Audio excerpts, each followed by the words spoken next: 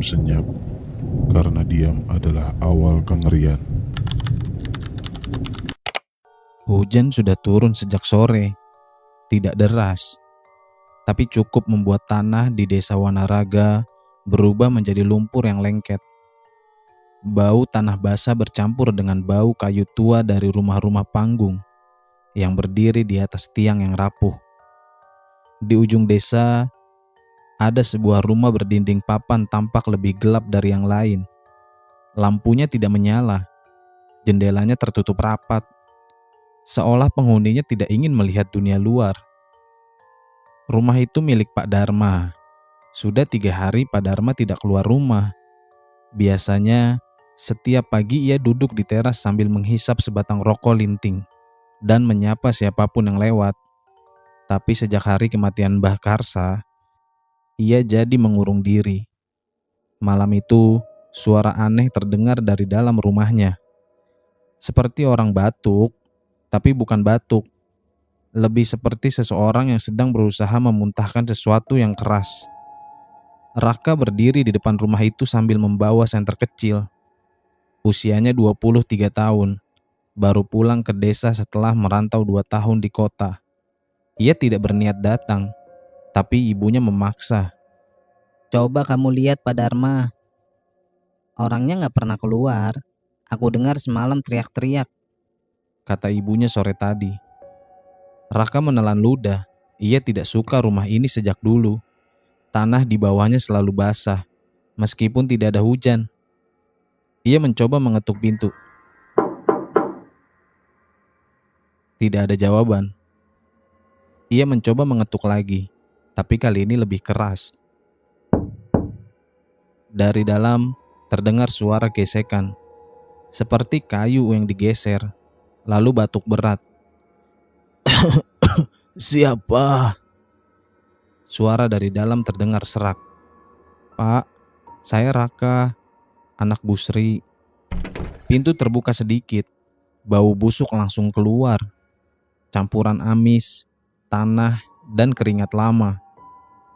Wajah Pak Dharma muncul di celah pintu, pucat, matanya cekung, bibirnya pecah-pecah. Kamu jangan masuk, saya sakit, katanya cepat. Raka melihat ke lantai rumah. Ada ember yang berisi cairan hitam kecoklatan. Di dalamnya ada sesuatu mengkilap. Pak, itu apa?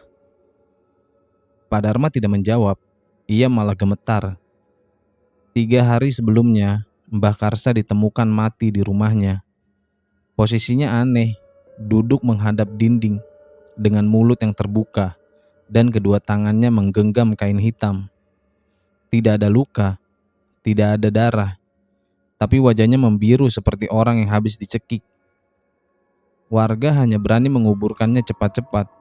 Tidak ada yang mau memandikan jenazahnya lama-lama. Karena Mbah Karsa dikenal sebagai dukun santet. Raka memaksa masuk, meski Pak Dharma menolaknya. Di dalam rumah, gelap dan lembab. Bau busuk semakin kuat.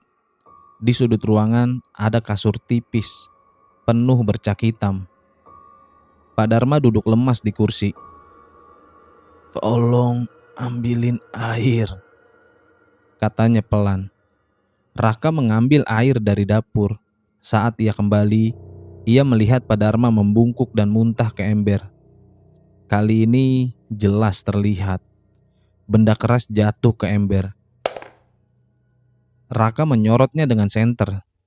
Di dalam ember itu ada paku berkarat, serpihan kaca, benang hitam, dan segumpal rambut. Perut Raka terasa dingin. Pak, ini dari mana? Suaranya gemetar. Pak Dharma menangis. Saya mimpi Mbah Karsa datang. Dia duduk di ujung kasur saya. Terus dia bilang, utangmu belum lunas. Malam itu, Pak Dharma dibawa ke bidan desa. Ia muntah lagi di jalan, dan lagi-lagi keluar benda keras.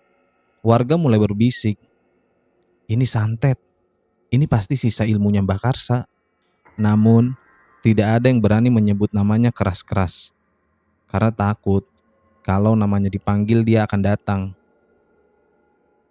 Sementara itu, di rumah Mbak Karsa yang sudah kosong, seekor kucing hitam masuk lewat jendela pecah.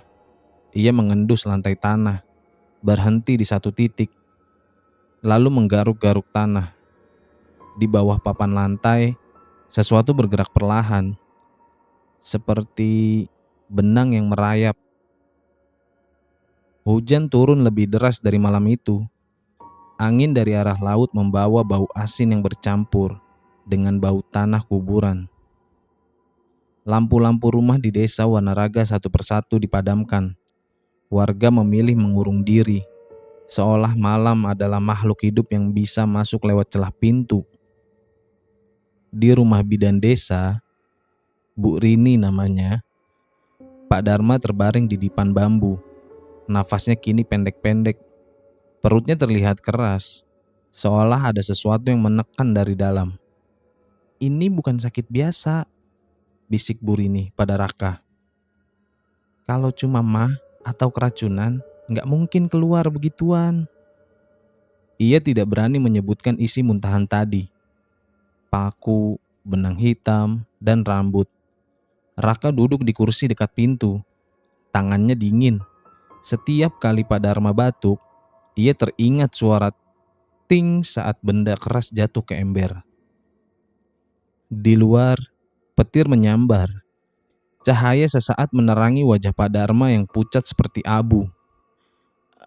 Air, dia datang lagi, rintih Pak Dharma. Siapa, Pak? Mbak Karsa. Pak Dharma mulai meracau. Matanya terpejam, tapi bibirnya bergerak cepat. Jangan diambil. Itu bukan milikku. Aku cuma nyuruh. Bu Rini menatap Raka dengan wajah tegang. Dia kayak orang mimpi, tapi badannya dingin. Katanya, sekitar pukul 2 pagi, Pak Dharma kembali muntah lagi. Kali ini bukan hanya benda keras, ada cairan hitam yang kental, seperti tanah yang dicampur darah tua. Bu Rini menahan nafas, ia tidak berani menyentuhnya langsung. Raka mencoba membantu membersihkan lantai, tapi bau amis itu menempel di hidungnya. Kalau begini terus, dia nggak kuat. Mesti ada orang pintar yang lihat, kata Bu Rini. Raka tahu siapa yang dimaksud. Ya, dukun. Pada pagi harinya, kabar tentang Pak Dharma menyebar begitu cepat. Di warung kopi dekat musola, para lelaki desa berbisik. Dulu dia pernah ribut sama Mbak Karsa. Masalah sawah kan? Iya, katanya sawahnya gagal panen. Terus dia nuduh Mbak Karsa. Seorang lelaki tua menggeleng. Kalau bukan santet, berarti ada yang belum dicabut. Bukannya Mbak Karsa sudah mati? Ilmunya bisa ditinggal. Kata-kata itu membuat suasana warung hening. Tidak ada yang mau membayangkan ilmu hitam tanpa tuan. Di kuburan desa, tanah makam Mbak Karsa terlihat lebih basah dari makam lain. Padahal hujan turun dengan merata. Sari, guru SD yang baru 2 tahun mengajar di desa itu, lewat saat pulang sekolah. Ia memperhatikan makam itu karena ada sesuatu yang aneh. Gundukan tanahnya seperti baru dibongkar sedikit. Ia lalu berhenti, menatap nisan kayu yang sudah miring. Nama, Karsa, tanpa tanggal lahir, hanya tanggal wafat. Angin membuat dedaunan di sekitar makam bergerak. Tiba-tiba terdengar suara seperti desahan pelan. Sari membeku. Suara itu datang dari dalam tanah. Ia mundur perlahan, kakinya tersandung akar pohon, hampir saja jatuh. Ia tidak berani melihat lagi, langsung pulang dengan langkah yang cepat. Pada malam berikutnya, Pak Dharma kejang-kejang. Tubuhnya melengkung, matanya terbuka, tapi kosong. Bu Rini! teriak istrinya.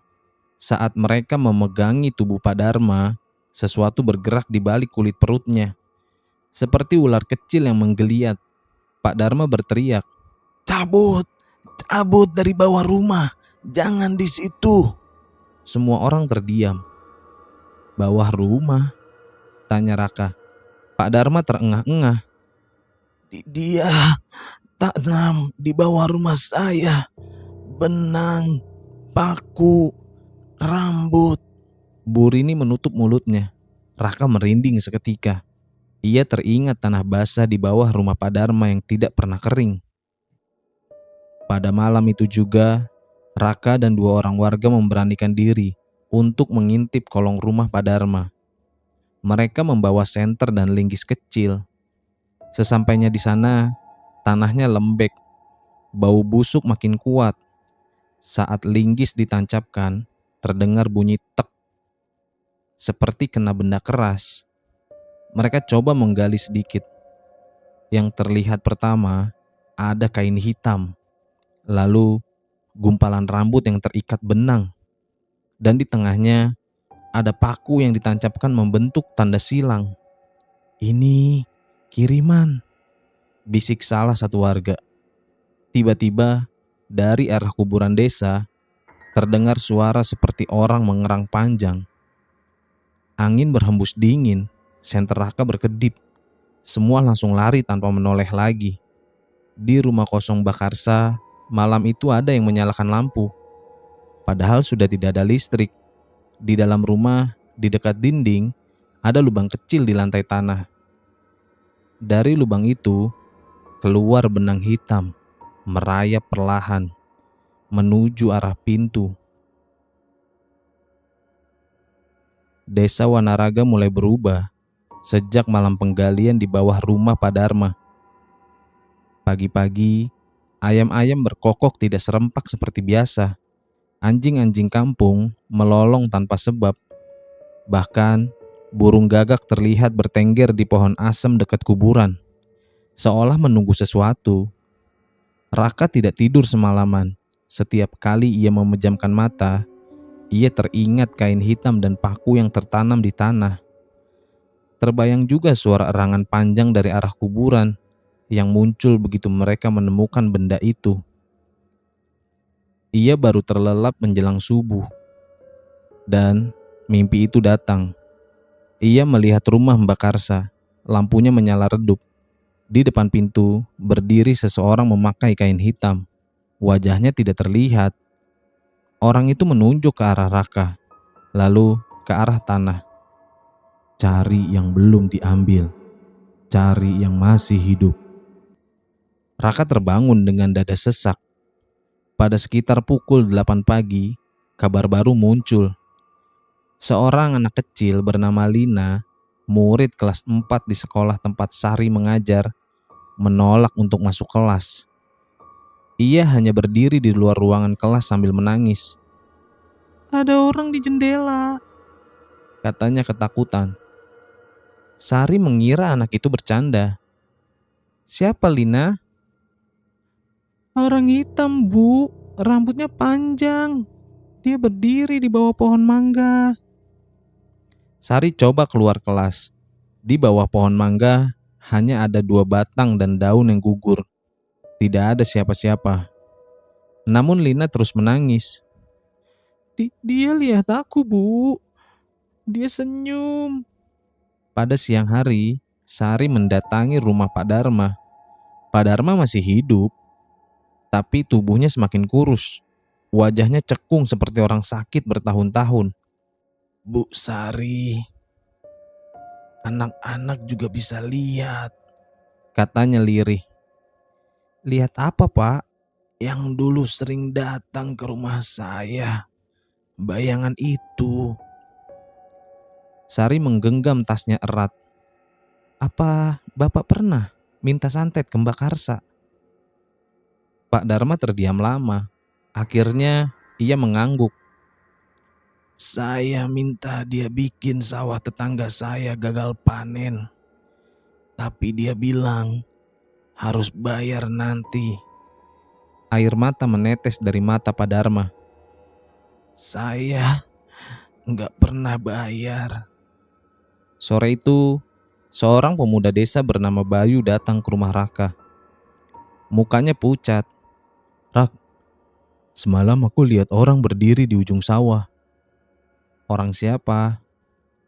Kayak Mbak Karsa, tapi kakinya nggak nyentuh tanah. Raka merinding. Dia ngapain? Dia ngambil sesuatu dari tanah, terus masuk ke arah rumah Pak Dharma. Kabar itu menyebar cepat. Kini bukan cuma Pak Dharma yang diganggu. Ada anak kecil yang melihat, pemuda yang melihat, bahkan sampai guru yang melihat. Semua melihat bayangan yang sama. Malam itu, listrik desa padam, langit mendung, tidak ada bulan. Di rumahnya, Sari tidak bisa tidur. Ia duduk di ruang tamu sambil memeluk lutut. Tiba-tiba terdengar suara ketukan pintu. Tapi bukan di pintu, melainkan di jendela. Ia menoleh secara perlahan. Di balik kaca, ada bayangan yang sedang berdiri.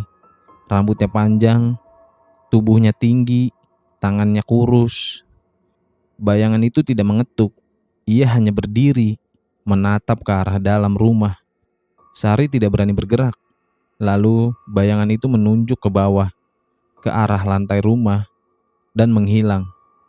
Keesokan paginya, Sari menemui Raka. Wajahnya pucat.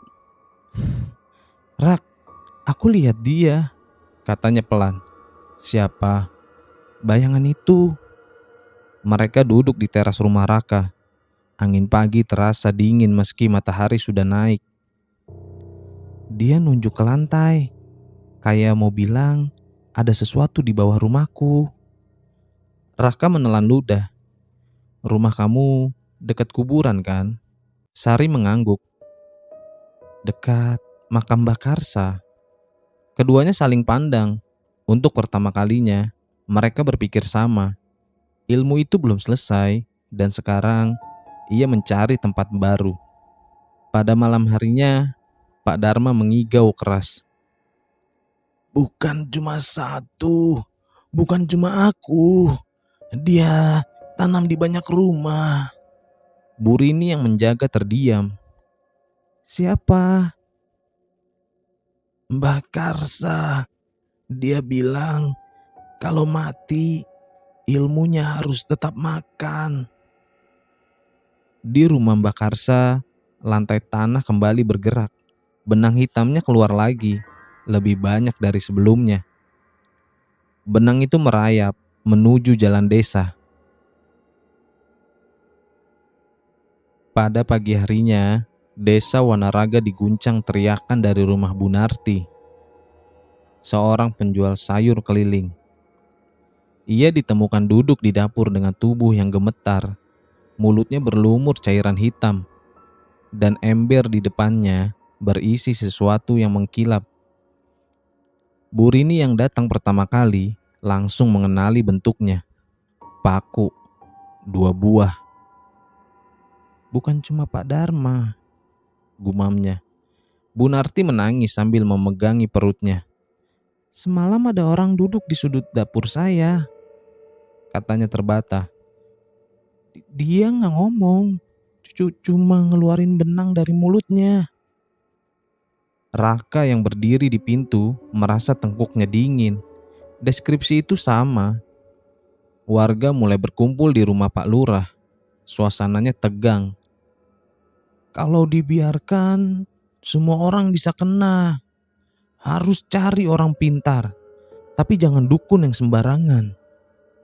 Nama Mbak Karsa tidak disebut, tapi semua memikirkannya. Akhirnya diputuskan untuk memanggil seseorang dari desa seberang. Namanya Mbah Wiryo. Ia dikenal sebagai orang pintar yang lebih sering dipanggil untuk membersihkan rumah daripada menyantet orang. Pada malam itu juga, Mbah Wiryo datang. Tubuhnya kecil, jalannya pelan, tapi matanya tajam. Ia langsung meminta dibawa ke rumah Pak Dharma. Di rumah Pak Dharma, Mbah Wiryo berdiri lama di depan pintu. Ia tidak langsung masuk. Di dalam rumah ini ada sisa jalan ilmu, bukan ilmu yang baru, katanya. Ia duduk di lantai, memejamkan matanya, lalu menempelkan telapak tangannya ke tanah. Beberapa detik kemudian, ia menarik tangannya cepat. Tanahnya dingin dan ada yang bergerak. Warga yang berdiri di belakang menahan nafas. Mbah Wiryo meminta digali kembali bagian bawah rumah. Ketika kain hitam dan ikat rambut itu dikeluarkan, ia menghela nafas panjang. Ini bukan untuk satu orang. Ini untuk jalur, katanya. Jalur apa, Mbah? Tanya Raka. Jalur makan. Ilmu yang ditanam di sini dibuat supaya bisa pindah ke orang lain, jawabnya. Semuanya terdiam setelah mendengarkan penjelasan Mbah Wiryo. Mbah Wiryo mencoba membakar kain hitam itu di halaman. Asapnya hitam pekat dan baunya menyengat seperti rambut terbakar. Saat api menyala, Pak Dharma menjerit di dalam rumah. Tubuhnya melengkung. Dari mulutnya keluar satu paku lagi. Bu Rini cepat-cepat menangkapnya dengan kain. Ini terakhir, tanya Raka. Mbah Wiryo menggeleng. Bukan, ini cuma satu titik. Masih ada yang lainnya, katanya. Pada malam itu juga, listrik padam lagi. Raka dan Sari duduk di teras rumah Sari. Mereka sepakat berjaga. Kalau benar ditanam di banyak rumah, berarti bisa pindah ke siapa aja dong, kata Sari. Angin berhembus dingin. Dari arah kuburan, terdengar suara seperti seseorang menyeret kakinya. Raka berdiri. Sari, jangan lihat ke sana. Tapi Sari sudah menoleh. Di dekat pagar kuburan, ada bayangan yang berdiri. Lebih jelas dari sebelumnya. Kepalanya menunduk. Tangannya menggantung. Lalu ia berjalan dengan pelan ke arah rumah Bu Narti. Pada keesokan paginya, Bu Narti ditemukan tidak bisa bangun dari tempat tidur. Ia tidak muntah paku lagi, tapi ia mengigau. Ambil yang di bawah lemari, ambil yang di dapur, biar aku ringan. Mbah Wiryo datang lagi. Ia mengajak Raka dan Pak Lurah untuk menggeledah rumah Bu Narti. Di bawah lemari dapur, mereka menemukan tanah yang digali kecil, kain hitam, potongan kuku, dan ada benang yang diikat simpul. Mbah Wiryo mengangguk pelan. Sudah 2 rumah. Masih ada lagi, katanya. Sorenya, Sari memeriksa kolong rumahnya sendiri. Ia membawa cangkul kecil. Tanah di bawah rumahnya lembek. Saat ia menggali sedikit, ia menemukan benang hitam. Tapi belum diikat, masih bersih, seperti baru diletakkan. Sari langsung menjatuhkan cangkulnya. Ia sadar satu hal. Ilmu itu sedang mencari rumah baru, dan sekarang rumahnya lah yang dipilih. Sari tidak tidur semalaman. Benang hitam yang ia temukan di bawah rumahnya kini disimpan di dalam toples kaca. Ia menaruhnya di atas meja, jauh dari tempat tidur. Tapi setiap kali ia menoleh, ia merasa posisi benang itu seperti berubah. Seolah-olah ia tidak benar-benar diam. Pada pagi harinya, ia membawa toples itu ke rumah Raka. Ini yang aku temukan, masih bersih, belum diikat apa-apa, katanya dengan suara rendah. Raka menatap benang itu lama. Kayak belum dipakai. Justru itu yang bikin aku takut. Artinya belum selesai, jawab Sari. Mbah Wiryo datang siang itu. Ia melihat toples itu tanpa menyentuhnya. Ini bukan sisa, ini bahan, katanya. Apa bedanya? Tanya Raka. Kalau sisa, dia diam. Kalau bahan, dia nyari. Sari menelan ludah. Nyari apa, Mbah? Nyari rumah dan nyari orang, Jawab Mbah Wiryo. Ia meminta benang itu diletakkan di tanah. Lalu ia menggambar lingkaran dengan kapur. Saat tutup toples dibuka, udara terasa lebih dingin. Dan benang hitam itu bergerak sedikit. Bukan melompat, bukan juga menggeliat seperti ular, tapi lebih seperti ditarik secara halus ke arah kakinya Sari. Mbah Wiryo cepat-cepat menutup lingkaran kapur. cukup. Kalau diterusin, dia nempel. Katanya. Pada malam harinya, Sari merasa rumahnya lebih gelap dari biasanya. Padahal lampu menyala, bayangan di sudut ruangan terlihat lebih tebal. Ia duduk di ruang tamu, berusaha membaca buku, tapi matanya terus melirik ke arah lantai.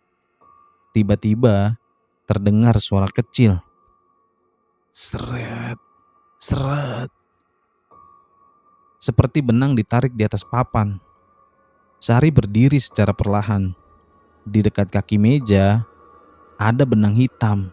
Bukan yang di dalam toples ini. Ini lain, lebih panjang, lebih kusut, dan basah.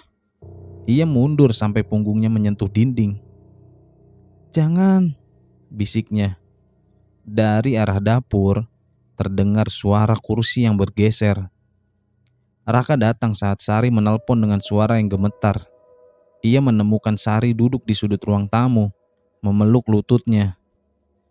Di lantai ada jejak tanah lembab, dan seutas benang hitam mengarah ke dapur. Mereka tidak berani untuk mengikuti. Raka hanya berani mengambil sapu dan menyapu benang itu ke dalam kantong plastik. Saat diangkat, benang itu terasa berat. Ini bukan cuma benang, gumam Raka. Keesokan harinya, satu kabar buruk lagi datang. Bayu, pemuda yang pernah melihat bayangan di sawah, kini jatuh sakit. Ia muntah serpihan kaca kecil. Mbah Wiryo dipanggil lagi. Ia hanya mengangguk saat melihat Bayu. Ilmu pindah dengan cepat karena yang lama mulai habis. Yang lama itu siapa? Tanya Raka. Mbah Wiryo menatap ke arah kuburan. Mbah Karsa dan yang pernah minta bantuannya. Jawabnya pelan. Malam itu, Raka berjaga di rumah Sari. Angin membuat jendela berderit. Sekitar pukul 2 pagi, terdengar suara langkah di kolong rumah. Suara itu pelan, tapi teratur. Raka coba mengintip lewat celah lantai. Ia melihat bayangan bergerak di tanah. Bukan tubuh yang utuh, tapi seperti kumpulan garis hitam yang menyatu. Benang. Raka mundur cepat. Dia di bawah. Bisiknya ke Sari.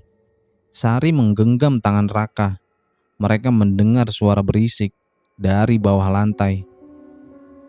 Masih kurang, masih lapar. Pada keesokan paginya, Mbah Wiryo memeriksa kolong rumah Sari. Ia menggali sedikit. Lalu ia menemukan tanah baru, potongan kuku, dan simpul benang yang belum dikencangkan. Dia belum jadi. Kalau simpulnya selesai, Sari yang akan kena. "Kenapa aku?" tanyanya. Mbah Wiryo menarik nafas panjang. Karena rumahmu paling dekat dengan makam. Dan karena kau sering melihatnya, Katanya.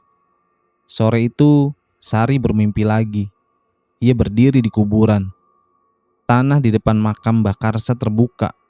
Dari dalamnya keluar benang hitam, panjang, sampai-sampai tidak ada ujungnya.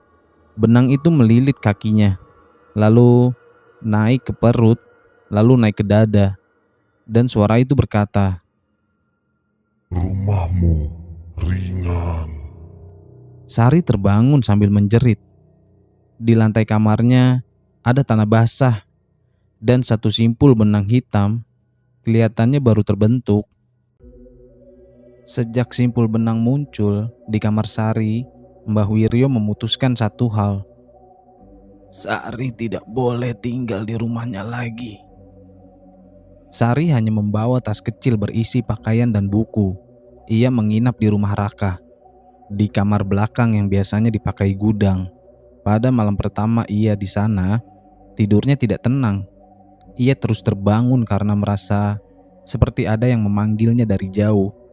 Bukan suara keras, tapi lebih seperti bisikan yang ditarik angin.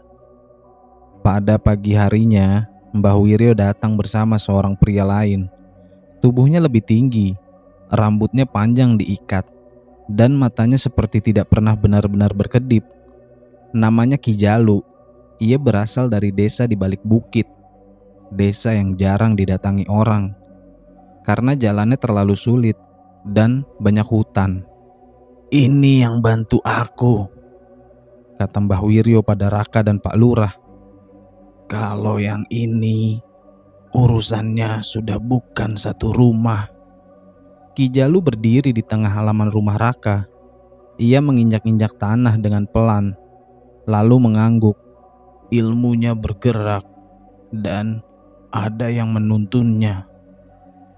Siapa? Tanya Sari. Manusia, bukan arwah. Jawab Ki Jalu. Mereka dibawa ke rumah Mbah Karsa. Pintu rumah itu sudah lama tidak dibuka. Bau apek dan tanah langsung keluar saat pintu didorong. Ki Jalu berlutut di lantai tanah. Ia menempelkan telinganya ke lantai. Beberapa detik kemudian, ia berdiri. Masih ada jalur, dan jalurnya dipelihara. Katanya. Raka bertanya pelan. Dipelihara? Artinya ada yang datang, bukan untuk ambil, tapi untuk menyambung. Jawab Ki Jalu. Di sudut rumah itu, mereka menemukan sesuatu yang baru. Ada sisa dupa, ada kulit ayam kering, dan mangkuk kecil berisi air yang keruh. Itu bukan punya Mbah Karsa. Dia tidak pakai ini, Kata Mbah Wiryo. Ki Jalu mengangguk. berarti ada murid. Kata itu membuat ruangan terasa lebih sempit. Murid siapa? Tanya Raka. Murid ilmu, dan ilmunya belum matang. Jawab Ki Jalu. Singkatnya, pada sore hari, Ki Jalu meminta semua warga yang pernah berurusan dengan Mbah Karsa berkumpul. Ada 7 orang, termasuk dengan Pak Dharma, termasuk juga Bu Narti, dan termasuk seorang lelaki pendiam bernama Pak Wira. Ia jarang keluar rumah, tinggal sendirian di pinggiran desa, dekat sawah. Saat Ki Jalu berdiri di depan mereka, angin tiba-tiba berhenti. Siapa yang terakhir datang ke rumah Mbah Karsa? Tanyanya. Tidak ada yang menjawab. Ki Jalu melangkah dengan pelan, berdiri di depan Pak Wira. Kamu, Katanya singkat. Pak Wira mengangkat kepala, matanya merah. Saya cuma ambil barang lama, katanya. apa? Tanya Ki Jalu. Kitab dibungkus kulit kambing, jawabnya. Warga langsung gempar.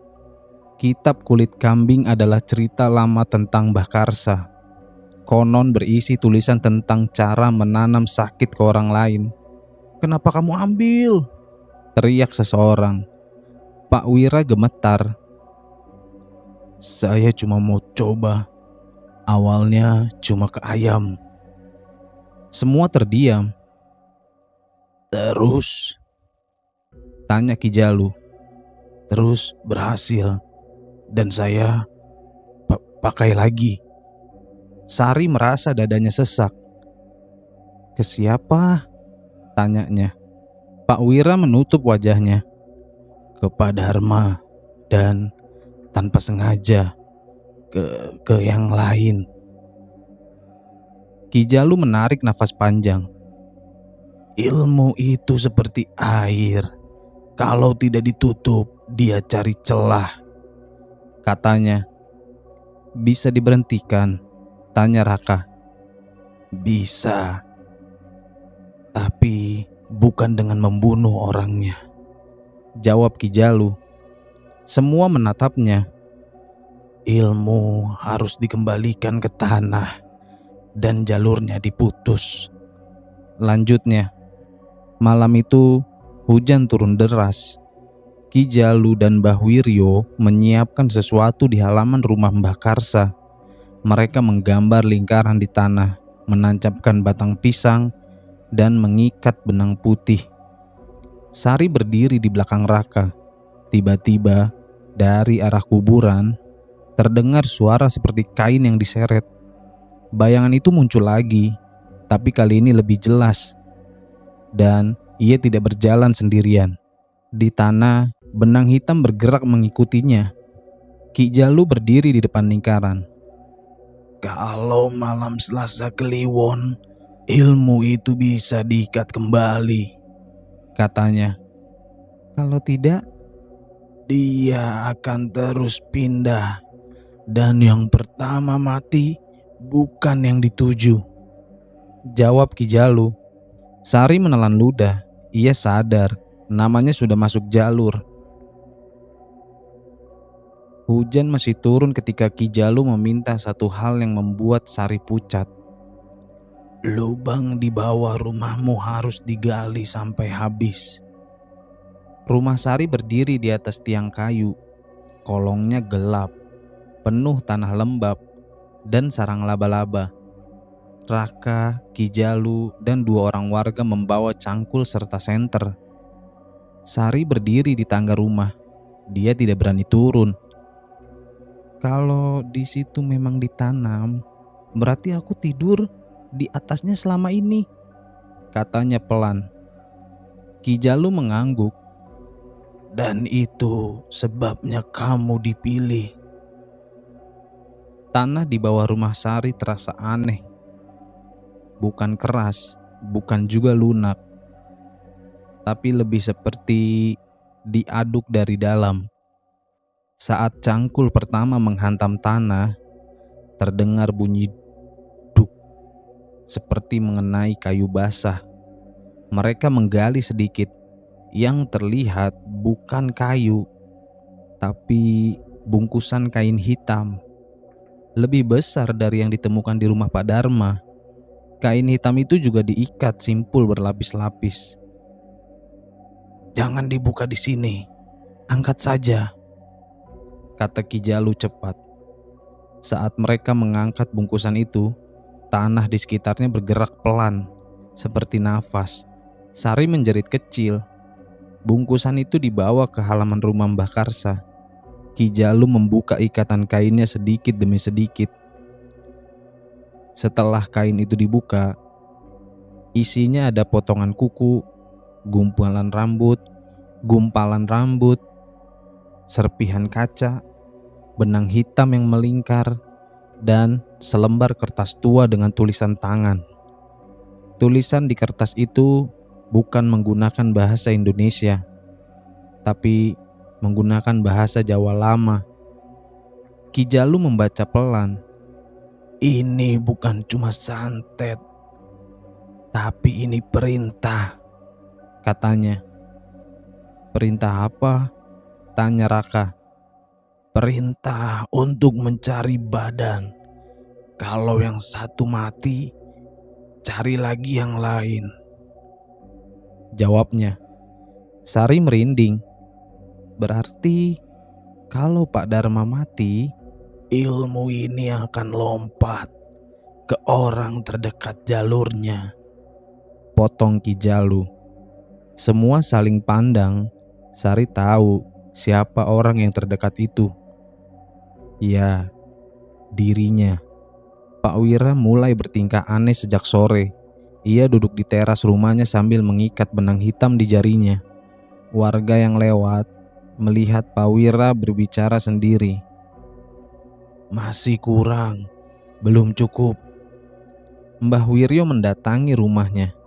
Pak Wira tidak marah, tidak melawan. Ia hanya tersenyum, senyum yang bukan miliknya. Kok kamu datang? Ilmunya belum selesai makan, Kata Pak Wira. Kamu bukan yang bicara sekarang. Yang bicara itu jalurnya, Kata Mbah Wiryo. Pak Wira tertawa kecil. Kalau jalurnya diputus, aku juga putus. Malam itu, Pak Dharma tiba-tiba menjerit di rumah bidan. Ia muntah lagi. Bukan paku, tapi segumpal benang hitam. Bu Rini gemetar. Ini bukan muntah biasa. Ki Jalu datang dengan cepat. Ia melihat benang itu dan mengangguk. Dia mulai mengembalikan. Mengembalikan apa? Tanya Raka. Yang bukan miliknya. Ki Jalu membuka kitab kulit kambing yang dibawa Pak Wira. Baunya seperti tanah lama. Di dalamnya ada gambar-gambar aneh. Ada gambar rumah, benang, orang berbaring, dan simpul. Ilmu ini dibuat supaya orang tidak perlu datang lagi ke dukun. Cukup tanam satu kali, nanti jalurnya jalan sendiri, Katanya. Siapa yang bikin? Tanya Sari. Ki Jalu terdiam sebentar. Bukan Mbah Karsa. Dia cuma pakai. Lalu siapa? Orang yang tidak mau mati, tapi ingin ilmunya hidup, Jawabnya. Malam kini makin larut. Tiba-tiba angin berhenti. Suara serangga hilang seketika. Dari arah kuburan, bayangan itu muncul lagi. Kali ini ia berdiri tepat di depan rumah Mbak Karsa. Dan di belakangnya, puluhan benang hitam merayap di tanah, seperti akar. Ki Jalu berdiri di depan lingkaran yang sudah ia buat sebelumnya. Kalau mau lawan, sekarang waktunya, Katanya. Sari menggenggam tangan Raka. Apa yang akan terjadi? Bisiknya. Ilmu itu akan mencari badan. Dan malam ini dia tidak mau kalah. Jawab Raka pelan. Pak Wira tiba-tiba jatuh terduduk. Matanya putih, mulutnya bergerak tanpa suara. Lalu terdengar kalimat yang bukan suaranya. tanah ini belum lunas, yang tanam belum pergi.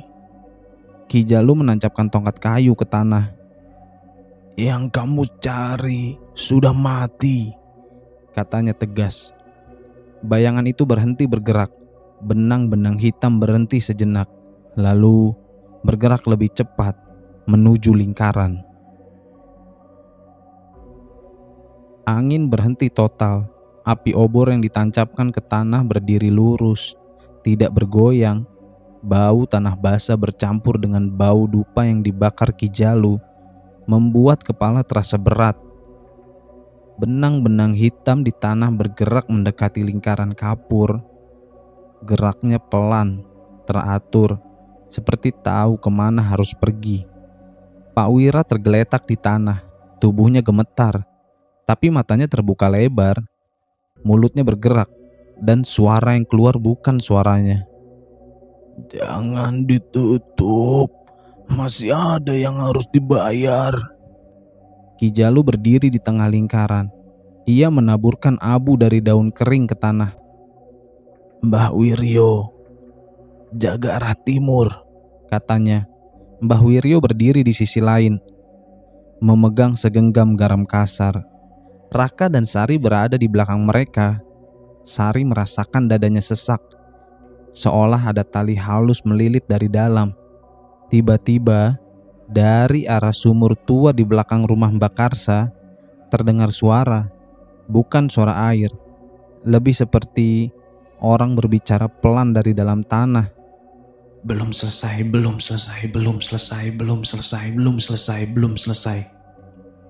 Sari menutup telinganya, tapi suara itu tetap terdengar di kepalanya. Ki Jalu menancapkan sebilah bambu runcing ke tanah, tepat di tengah lingkaran. Benang-benang hitam berhenti, lalu satu persatu bergerak ke arah bambu itu. Seperti tertarik, Pak Wira menjerit, tubuhnya melengkung. Dia mau masuk. Pegang dia. Kata Ki Jalu. Dua warga memegangi Pak Wira. Tapi saat mereka menyentuhnya, tangan mereka terasa dingin, seperti menyentuh kain basah. Pak Wira tertawa pendek. Kalau jalurnya mati, aku ikut mati. Katanya dengan suara, bukan suaranya. Tidak, yang mati itu jalurnya, bukan badanmu. Jawab Ki Jalu dengan tegas. Sari tiba-tiba merasa pusing. Penglihatannya gelap di tepi. Ia melihat bayangan berdiri di dekat sumur. Bayangan itu menatapnya dan mengangkat tangannya, menunjuk ke arahnya. Sari tersentak. Raka memegang bahunya. Kamu kenapa? Dia manggil aku. Kayak rumahnya mau pindah, bisik Sari. Ki Jalu mendengar itu. Jangan bergerak. Kalau kamu jalan ke sana, jalurnya ikut. Katanya cepat. Ki Jalu mulai membaca doa pelan, bukan keras, tapi lebih jelas. Suara itu membuat udara terasa berat. Benang-benang hitam di tanah mulai bergetar. Lalu satu simpul terbentuk sendiri di tengah lingkaran. Mbah Wiryo menaburkan garam ke arah sumur. Suara dari dalam sumur berubah jadi erangan. Ini jalur lama. Dia lewat tanah, lewat air, dan lewat rumah orang. Kata Ki Jalu. Bisa ditutup? Bisa, tapi harus dikasih tempat kembali. Jawabnya. Ki Jalu mengangkat kitab kulit kambing. Ia membuka halaman terakhir. Di situ ada gambar sumur, rumah, dan lingkaran. Yang bikin ilmu ini dulu bukan dukun desa. Kata Ki Jalu. Lalu siapa? Tanya Sari. Orang yang tidak mau dikubur. Dia dikubur di bawah sumur ini. Jawab Ki Jalu lagi. Semua menoleh ke arah sumur tua. Sumur itu memang jarang dipakai sejak lama karena airnya keruh dan tidak pernah kering. Berarti jalurnya lewat situ, gumam Raka. Ki Jalu mengangguk. Kalau mau putus, harus dikembalikan ke situ. Benang hitam mulai merayap naik ke bambu runcing, seperti akar mencari batang. Pak Wira mengerang. Panas, panas, panas. Ki Jalu mengambil bungkusan kain hitam dari bawah rumah Sari. Ia lemparkan ke dalam lingkaran. Benang-benang hitam bergerak cepat ke arah bungkusan itu, berkumpul dan menyatu. Sari merasa dadanya sedikit lebih ringan. Dia pindah dari aku, bisiknya. Tapi belum selesai. Sekarang kita kembalikan. Jawab Ki Jalu. Ki Jalu dan Mbah Wiryo mengangkat bungkusan itu. Mereka berjalan perlahan ke arah sumur. Setiap langkah, tanah terasa lebih dingin. Saat bungkusan itu dilempar ke dalam sumur, suara dari dalam sumur berubah jadi jeritan panjang. Air di sumur beriak kuat. Angin tiba-tiba bertiup lagi. Benang-benang di tanah berhenti bergerak. Pak Wira jatuh lemas. Dan semuanya hening kembali. Tidak ada suara serangga. Tidak ada angin. Hanya suara air di sumur yang perlahan tenang. Ki Jalu berdiri lama menatap sumur. Ini baru menutup satu pintu. Masih ada jalur lain, katanya. Kemana? Tanya Raka.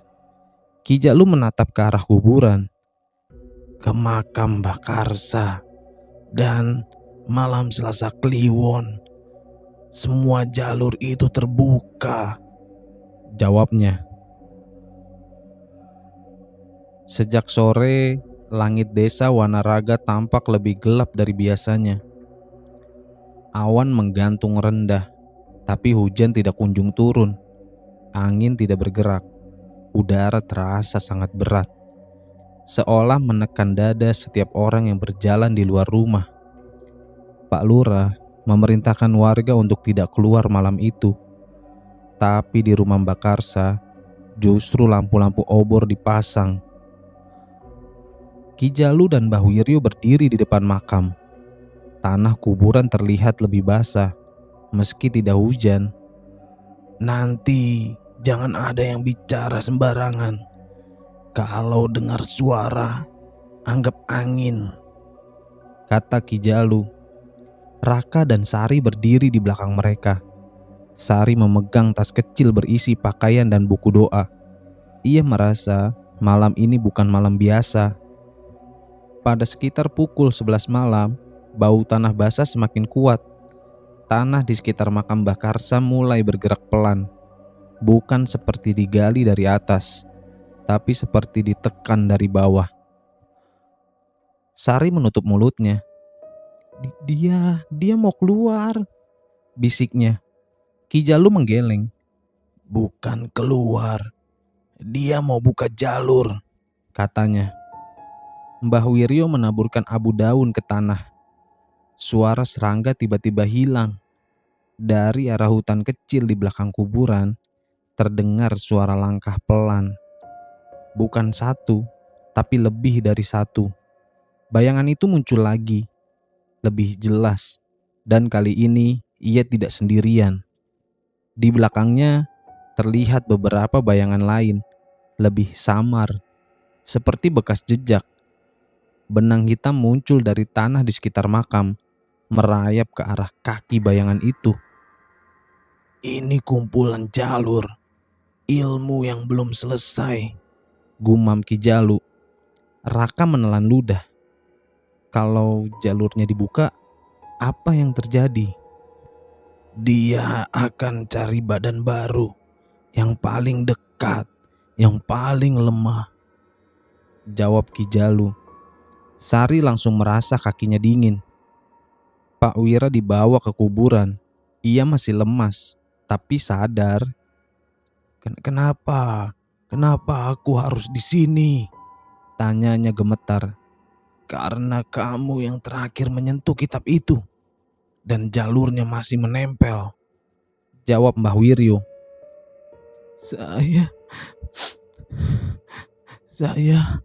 Saya gak mau mati. Kamu tidak akan mati, tapi kamu harus berdiri di sini, kata Ki Jalu.